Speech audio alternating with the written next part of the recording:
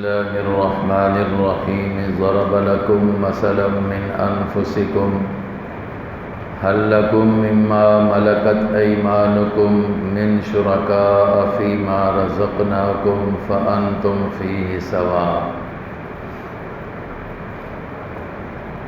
اس رکوع کا ربط ماقبل سے کہ اس سے پہلے بھی اس بات توحید کے لیے دلائل عقلیہ بیان ہوئے ہیں۔ پہلے رکوع میں 9 عقلی دلیلیں اس بات توحید کی بیان ہوئی۔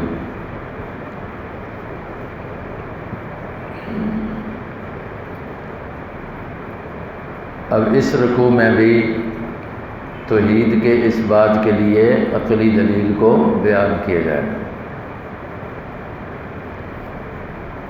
وہ آگے ہے آخر رکوع میں،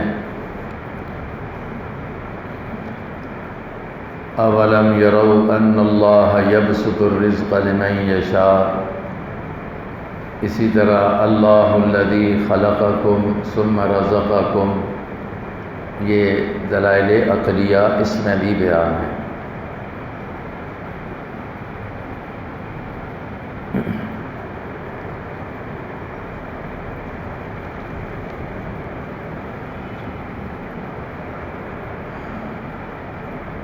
موضوع میں 2 چیزیں ہیں،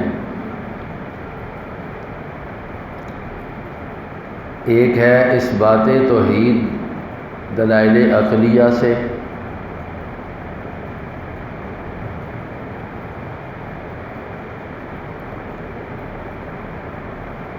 اور دوسری چیز ہے شکایات مشرکین اور ان کے جوابات۔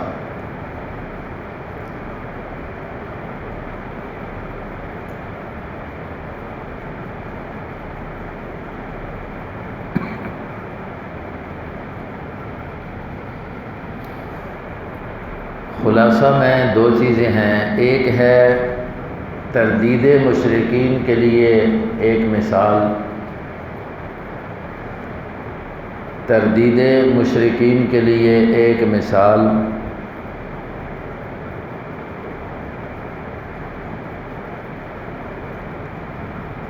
اور دوسری چیز ہے فرائض رسول و مومنین۔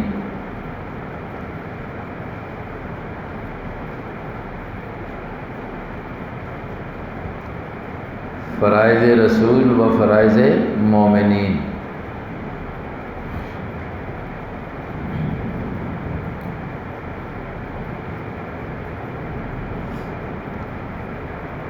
تو گویا 4 چیزیں موضوع میں مرکزیت کے ساتھ بیان ہیں۔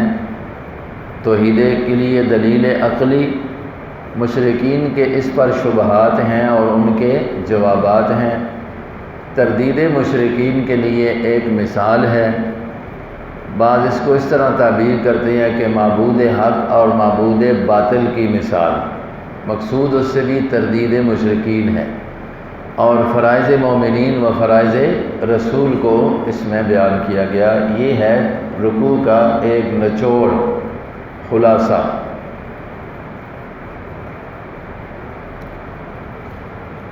ضرب لکم مثلا من انفسکم، یہاں سے یہ تردید مشرکین کے لیے ایک مثال ہے۔ قرآن پاک بات کو سمجھانے کے لیے مثالیں بھی پیش کرتا ہے کہ مثال کے ذریعے بات ذرا زیادہ واضح ہو جاتی ہے اور ذہن میں بیٹھ جاتی ہے، اس لیے بہت ساری مثالوں کو قرآن نے بیان کیا ہے۔ تو یہاں بھی یہ آپ اس طرح بھی کہہ سکتے ہیں کہ تردید مشرکین کے لیے یہ مثال ہے، یا معبود حق اور معبود باطل کی مثال ہے۔ کیسے؟ ضرب لکم، ضرب کے بعد لام آیا ہو تو اس کا معنی ہوتا ہے بیان کرنا، اور با ہو تو اس کا معنی ہوتا ہے مارنا، اور اگر فی ہو تو اس کا معنی ہوتا ہے سفر کرنا۔ تو یہ لفظ مشترک ہے، لیکن آگے جو اس کے بعد الفاظ آتے ہیں اس کے لحاظ سے معنی میں کیا جاتا ہے متعین کرنا آسان ہوتا ہے۔ تو ضرب لکم بیان کرتا ہے اللہ، لکم تمہارے لیے، مثلاً ایک مثال، من انفسکم تمہارے ہی نفسوں سے۔ تمہارے نفسوں سے معنی یہ ہے کہ وہ تمہارے ہی حالات سے سمجھ آ سکتی ہے، تمہارے اندر کے حالات، تمہارے اپنے حالات پر وہ فٹ آتی ہے۔ کہیں خارج کی مثال نہیں ہے کہ تمہیں سمجھنے میں کوئی دقت ہو، بلکہ تمہارے نفسوں سے ہی تمہیں اللہ پاک مثال دے کر سمجھاتے ہیں۔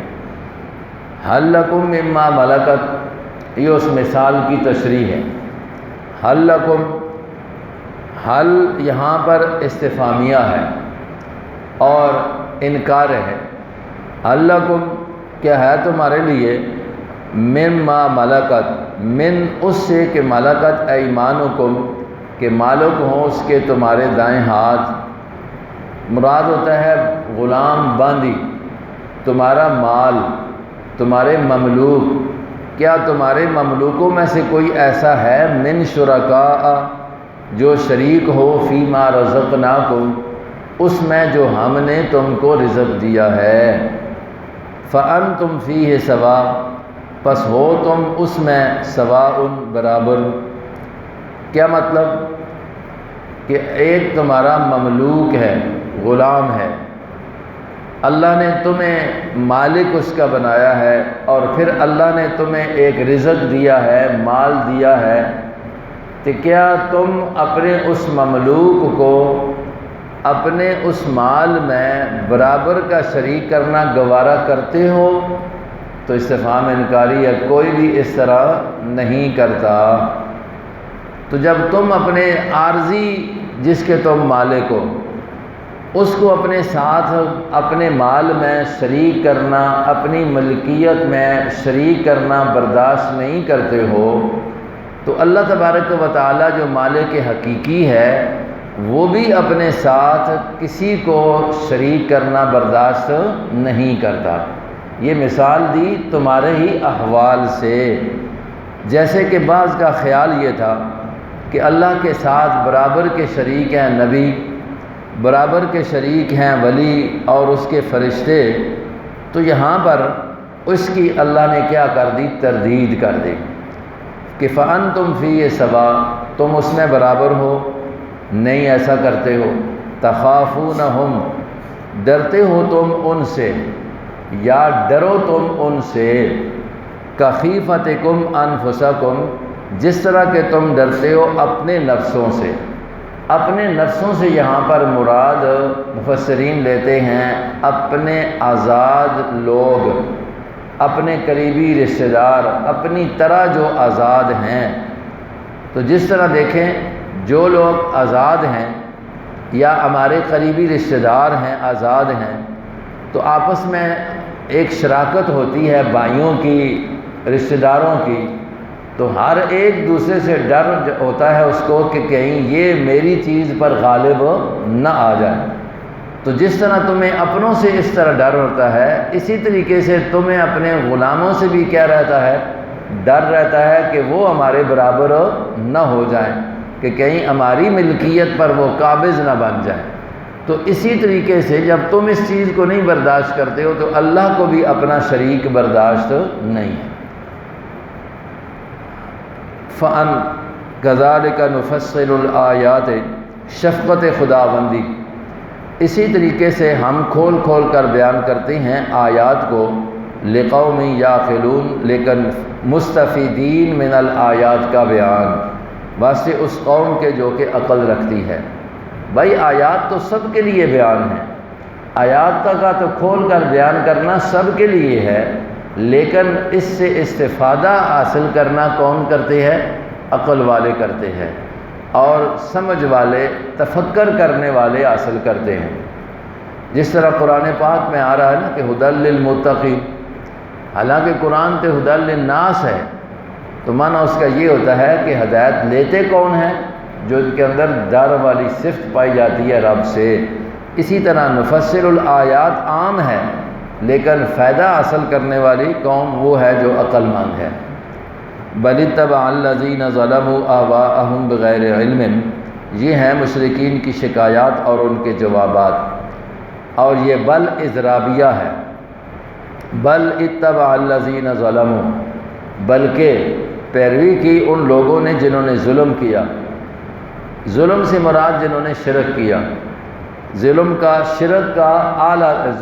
اعلیٰ درجہ مراد ہے۔ وہ کیا ہے؟ ان الشرک لظلم عظیم، اہواءہم، اپنی خواہشات کی بغیر علم کے۔ پر جو لوگ اپنی خواہشات کے پیچھے چلتے ہیں، دلائل کی طرف اور ہدایت کی طرف، آیات کی طرف رجوع نہیں کرتے، یہ ان کے لیے ہے، انہوں نے اپنی خواہشات کو اپنا رہبر سمجھ رکھا ہے۔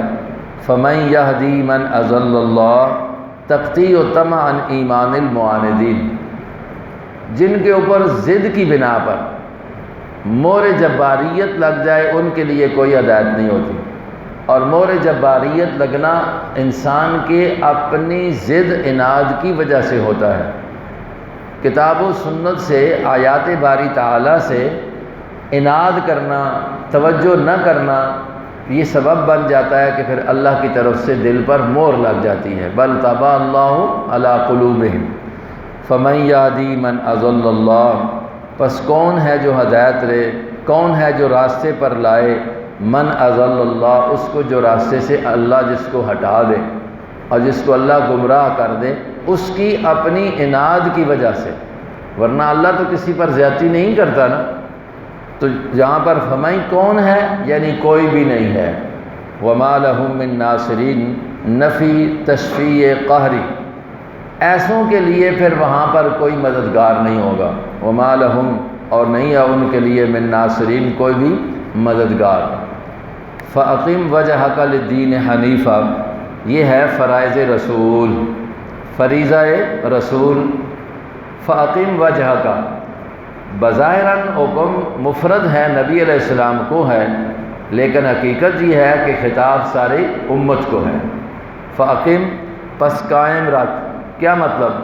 جب دلائل عقلیہ سے توحید ثابت ہو گئی، شرک کی تردید ہو گئی، تو اب آپ کا کام یہ ہے، آپ پر لازم یہ ہے، فاقم، پس قائم رکھ، وجہ کا، اپنی ذات کو، اپنے چہرے کو، للدین حنیفہ، واسطے دین کے، حنیفاً، یکسو ہو کر، سب دینوں سے الگ تھلگ ہو کر دین اسلام پر اپنے آپ کو کیا رکھیں؟ قائم رکھیں۔ یہ دین حنیف ہے، اس پر اپنے آپ کو قائم رکھیں۔ فطرت اللہ التی فطر الناس، فطرت اللہ، یہ منصوب ہے، ترکیب سمجھے، فعل محذوف کا یہ مفعول بھی ہے، اصل ہے الزموا فطرت اللہ، لازم پکڑو اللہ کی فطرت کو، التی، وہ فطرت، فطر الناس، جس پر لوگوں کو اللہ نے بنایا ہے، علیہ، جس فطرت پر اللہ نے لوگوں کو بنایا ہے اس کو لازم پکڑو۔ الزموا فطرت اللہ التی فطر الناس علیہا۔ اب وہ فطرت کیا ہے؟ فطرت وہی ہے جس کو قرآن پاک نے بیان کیا، الستو بربکم، ہر انسان کو اللہ نے پیدا کرنے کے ساتھ ہی اس سے اپنی توحید کا اقرار کروایا ہے۔ یہ ہے اس پر اللہ نے اس کو پیدا کرنا۔ حدیث میں آتا ہے کل مولود یولد علی الفطرہ، ہر بچہ پیدا ہونے والا جو پیدا ہوتا ہے تو وہ فطرت پر پیدا ہوتا ہے۔ فَأَبَوَاهُ يُهَوِّدَانِهِ وَيُنَصِّرَانِهِ وَيُمَجِّسَانِهِ، پھر اس کو جو ماحول ملتا ہے ماں باپ کا، اپنے ماحول میں رہ کر یا یہودی بن جاتا ہے یا عیسائی بنتا ہے یا مجوسی بنتا ہے، جو ماحول ہوتا ہے اس میں چلا جاتا ہے۔ تو گویا ماحول کے اثرات لے کر وہ دوسری لائن اختیار کرتا ہے، ورنہ فی نفس ہی اللہ نے اس وقت اندر فطرت اسلامی رکھی ہوتی ہے۔ حضرت شاہ ولی اللہ رحمہ اللہ کہتے ہیں کہ اسلام کو قبول کرنے کی استعداد مراد ہے، فطرت سے مراد قبول اسلام کی استعداد ہر ایک کے اندر اللہ نے رکھی ہوتی ہے، اسی پر اللہ نے بندے کو پیدا کیا ہوتا ہے، لیکن آگے ماحول کی وجہ سے، شیاطین کے اغوا کی وجہ سے غلط راستے پر چل پڑتا ہے۔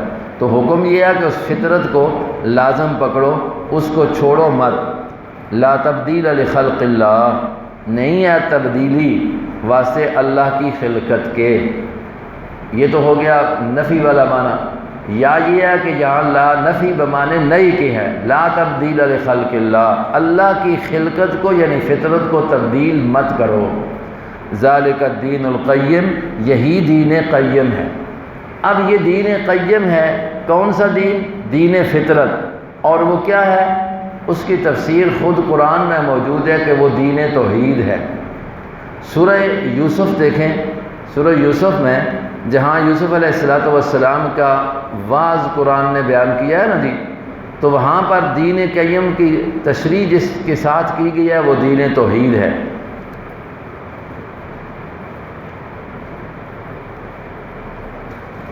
سورہ یوسف میں یہ رکوع تیسرا، چوتھا یا پانچواں بنتا ہے۔ وَدَخَلَ مَعَهُ السِّجْنَ فَتَيَانِ، اس رکوع میں یہ یوسف علیہ السلام جو تقریر کرتے ہیں جو ان کی قرآن نے بیان کیا ہے، تو اس میں یہ لفظ آیا ہوا ہے ان الحکم الا للہ امر اللہ تعبدوا الا ایاہ، اللہ نے حکم دیا ہے کہ تم مت عبادت کرو مگر اسی اللہ کی۔ ذالک الدین القیم، یہ دین ہے کہ عبادت ایک اللہ کی، یہ دین قیم ہے اور یہی فطرت اسلامی ہے۔ قرآن کی تفسیر آ گئی تو اس لیے یہاں پر اس کا معنی بھی کریں گے، دین قیم کس کو کہا گیا ہے؟ دین توحید کو۔ جب قرآن نے اس کی خود تفسیر کر دی ہے ذالک الدین القیم، تو وہ کیا ہے کہ اللہ تعبدوا الا ایاہ، عبادت صرف اس ایک اللہ کی ہے اور یہی دین قیم ہے، صحیح دین ہے، اور اسی پر اللہ نے انسانیت کو پیدا کیا ہے، ہر بچے کو اس پر پیدا کیا ہے۔ اور قرآن میں جو آیا الستو بربکم قالوا بلا ولکن اکثر الناس لا یعلمون، شکوہ مشرکین، لیکن اکثر لوگ لا یعلمون نہیں جانتے۔ منیبین الیہ، یہ ہیں فرائض مومنین، اور منیبین الیہ یہ ماقبل محذوف عبارت کے ضمیر سے حال ہے۔ الزموا فطرت اللہ پڑھا ہے آپ نے، تو الزموا کے اندر جو ضمیر فاعل ہے نا، اس سے یہ حال ہے منیبین الیہ، اس لیے یہ منصوب نسبی حالت میں ہے، حال ہے، اس حال کے انابت کرنے والے ہو الیہ، اس کی طرف۔ بھائی تم سب کو انابت اور رجوع کس طرف ہونی چاہیے؟ اللہ کی ذات کی طرف۔ واتقوہ، دوسرا فریضہ، اور ڈرتے رہو اس سے۔ واقیموا الصلاۃ، تیسرا، اور قائم کرو نماز کو۔ چوتھا فریضہ، ولا تکونوا من المشرکین، اور مت ہو تم مشرکوں میں سے۔ اور اگر اس کو شروع سے شمار کریں فاقم وجہک للدین، تو یہ فریضہ نمبر 1 ہوگا، منیبین نمبر 2، واتقوا نمبر 3، اقیم الصلاۃ 4، ولا تکونوا من المشرکین 5۔ تو یہ فرائض مومنین اور فرائض رسول سب کے لیے یہ فریضے ہیں، ان پر عمل کرو۔ من الذین فرقوا دینہم، یہ ہیں مشرکین کی خباثات، خباثات مشرکین کا بیان۔ اور من الذین فرقوا ترکیب میں ماقبل مشرکین سے بدل ہے اعادہ جارہ کے ساتھ۔ من المشرکین آگے ہونا چاہیے الذین فرقوا، لیکن من الذین اعادہ جارے کے ساتھ اس کو بدل بنایا گیا۔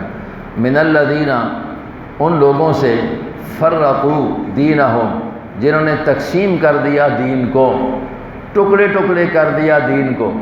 کسی نے بت پرستی کو اختیار کیا، کسی نے سورج پرستی کو اختیار کیا، کسی نے انبیاء پرستی کو اختیار کیا۔ یہ ہیں من الذین فرقوا، دین کے اندر تفرقہ ڈالا، اصول کے لحاظ سے دین کو انہوں نے ٹکڑے ٹکڑے کر دیا۔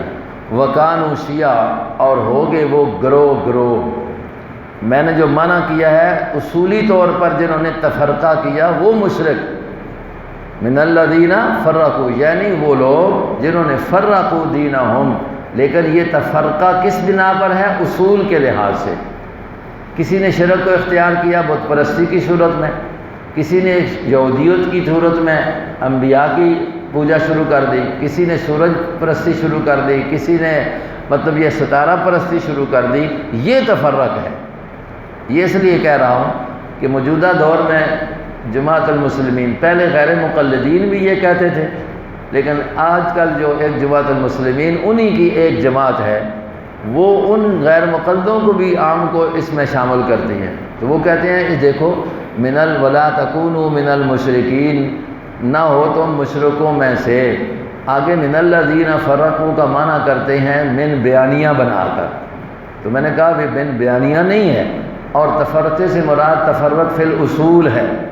وہ یہ کہتے ہیں یہ جو تفرقہ ہے نا، شافعی، مالکی، حنبلی، پھر آگے بریلوی، دیوبندی، اہل حدیث، یہ جتنے تفرقے ہیں المشرکین، یہ سارے کے سارے مشرک ہیں، اور مسلمان اگر ہیں تو جماعت المسلمین والے۔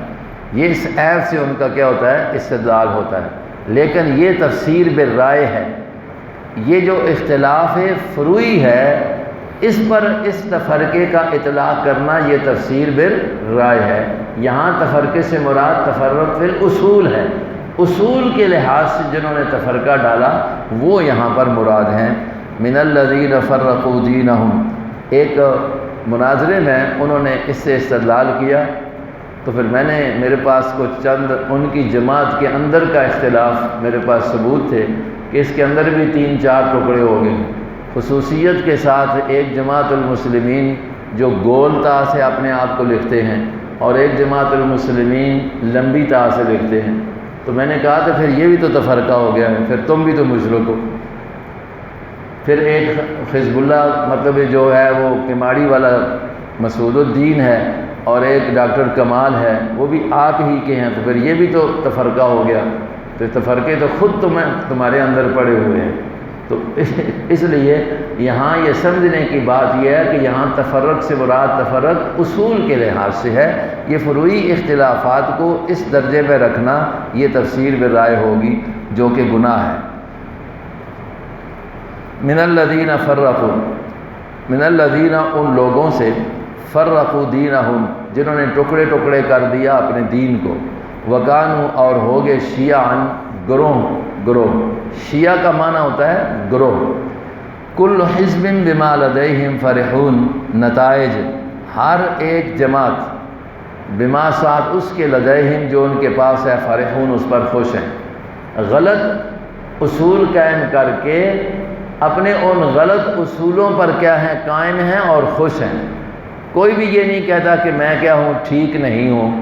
تو اس غلط اصول جو انہوں نے قائم کیے تو اصل سے ہٹ کر، تو تفرقہ بنتا ہی تب ہے کہ جب اصلیت سے ہٹ جائے۔ اصلیت سے ہٹنا کیا ہے؟ قرآن و سنت سے ہٹ جانا۔ تو جو قرآن و سنت سے ہٹ کر کوئی ایک نظریہ قائم کر کے اس پر قائم ہو جائے تو یہ ہے کل حزب بما لدیہم فرحون، ما اس پر اس کی خوشی ہے، حقیقت ان کے پاس نہیں ہے۔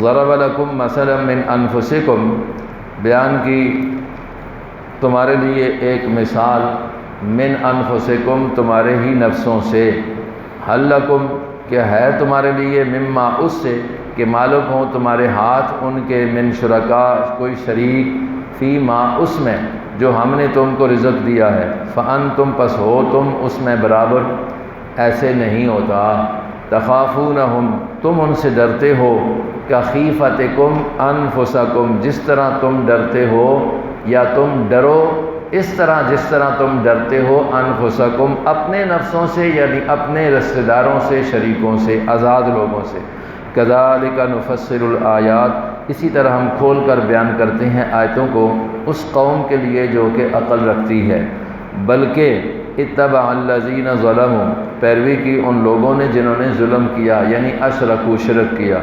آواہم اپنی خواہشات کی بغیر علم کے، بس کون ہے ان کو رہنمائی کرنے والا جس کو اللہ راستے سے ہٹا دے، گمراہ کر دے، وما لہم اور نہیں ہے ان کے لیے کوئی بھی مددگار، فاقم وجہک للدین حنیفا پس سیدھا رکھ، قائم رکھ اپنی ذات کو، اپنے چہرے کو واسطے دین حنیف کے، اس دین کے جو سب سے کٹا ہوا ہے، سب سے علیحدہ ہے، یکسو ہو کر، فطرت اللہ التی فطر الناس علیہا، فطرت اللہ کی فطرت کو لازم پکڑو، التی وہ فطرت کہ پیدا کیا اللہ نے اس پر، لا تبدیل لخلق اللہ، نہیں ہے تبدیلی اللہ کی خلقت کے لیے، یا مت تبدیلی کرو اللہ کی خلقت میں۔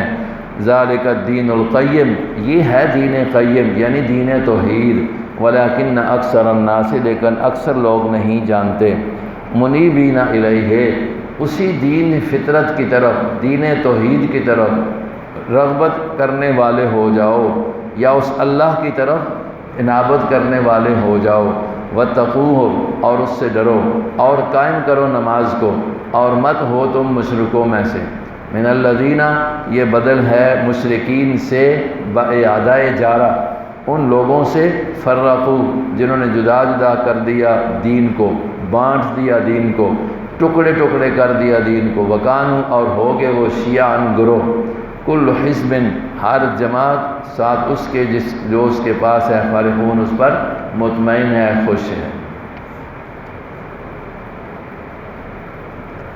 اللہم صلی علی سیدنا و اصحاب سیدنا و مولانا